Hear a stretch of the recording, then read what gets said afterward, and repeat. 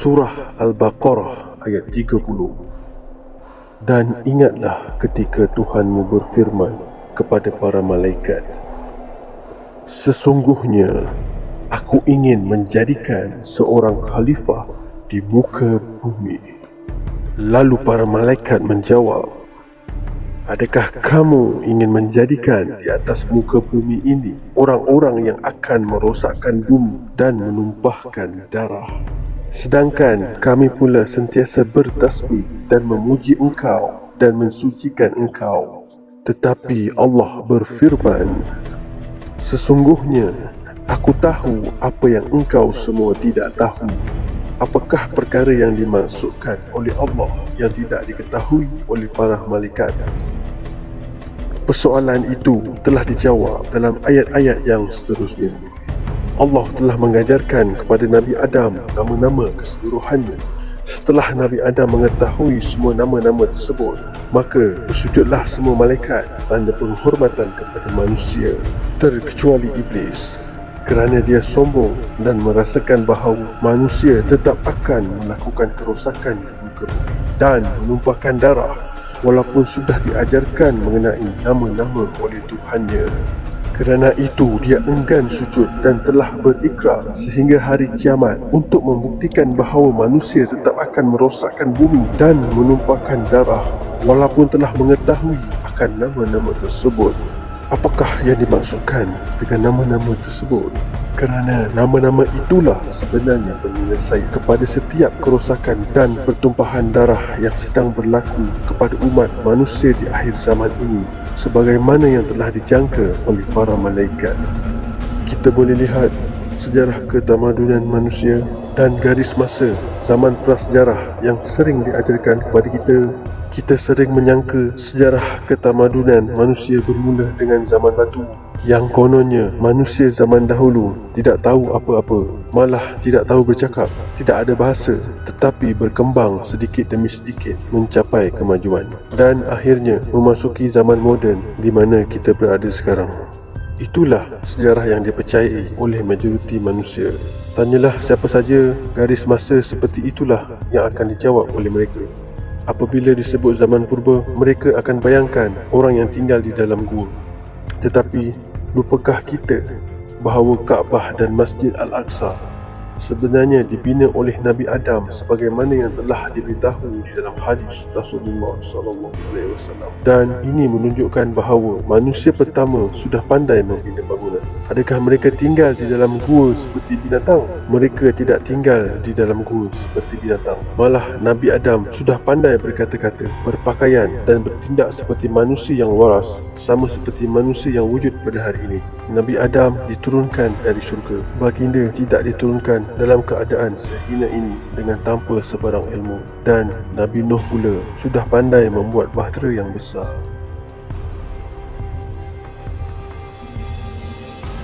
Ini contoh binaan yang kita gelar kononnya binaan dari orang gua. Sebuah artifak yang begitu unik telah ditemui dalam tamadun Babylon. Dan setelah dikaji, ianya merupakan sebuah bateri. Ini menunjukkan kerajaan kuno Babylon sudah pandai menggunakan tenaga elektrik berjuta-juta tahun dahulu sebelum kita. Ini pula adalah sebuah lukisan dalam tamadun Mesir purba. Gambar ini menunjukkan sebuah helikopter sudah ada pada zaman tamadun Mesir purba. Zaman batu tidak pernah wujud. Zaman gangsa tidak pernah wujud. Bahan gangsa itu memang telah wujud dari suatu zaman ke suatu zaman. Jadi, gangsa itu adalah bukan zaman. Begitu juga Paleolitik hanya satu istilah khayalan. Mesolitik hanya satu istilah dongeng. Tahukah kita siapakah dalang di sebalik penipuan sejarah ini? Teori evolusi hanyalah pembohongan semata-mata dan menjadi satu keperluan untuk kita mengenali sejarah sebenar kita. Al-Quran hanya menggunakan nama-nama para nabi sebagai ukuran masa dalam sejarah. Kerana para nabi ini adalah wakil kaum mereka pada tempat, waktu dan ketamadunan yang tertentu. Inilah cara sebenar untuk mengkaji sejarah. Kajilah berdasarkan nabi-nabi yang telah diutuskan, dan kita akan faham bagaimana dan bila perkembangan ketamadunan kaum tersebut, dan bagaimana ketamadunan mereka yang begitu canggih boleh hancur sekelip mata sehingga kita menyangka mereka berada di zaman batu. Mereka bukanlah orang gua yang hanya tahu makan dan tidur, tetapi mereka telah membina satu ketamadunan yang begitu hebat. Malah mungkin kecanggihan mereka lebih hebat daripada kita pada hari ini. Ilmu pengetahuan mereka begitu tinggi sehingga mereka mampu mencerap bintang-bintang di langit. Tetapi kerana kekufuran sebahagian daripada mereka kepada Allah SWT, maka kehebatan ketamadunan mereka telah dihancurkan dalam masa satu malam saja, sehingga kita menyangka mereka ini adalah orang-orang zaman batu yang tidak pernah mencipta apa-apa. Begitulah bagaimana sejarah-sejarah berulang, tetapi amat sedikit yang mengambil pengajaran. Dan sejarah terus berjalan sehinggalah ke peringkat akhir. Jangka masa dalam sejarah manusia telah ditanda mengikut nabi-nabi yang diutuskan. Dan apabila nabi yang terakhir telah diutuskan, maka ini juga bermakna sejarah sudah sampai ke fasa terakhir. Fasa terakhir ini adalah begitu penting bagi makhluk yang bernama Iblis, kerana Iblis sudah berjanji kepada Tuhannya sejak awal sejarah manusia lagi untuk membuktikan bahawa manusia adalah makhluk yang akan merosakkan bumi dan saling menumpahkan darah. Mengikut hadis, zaman umat Nabi Muhammad SAW dibahagikan kepada 5 bahagian mengikut kerangka masa. Mengikut Rasulullah, fasa pertama bagi umat ini adalah ketika Nabi masih hidup.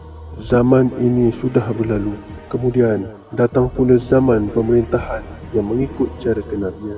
Pada zaman tersebut, kita dapat lihat umat Islam diperintah oleh 4 Khalifah Rashidin. Zaman itu juga sudah berlalu. Kemudian datang pula zaman pemerintahan kerajaan yang menggigit.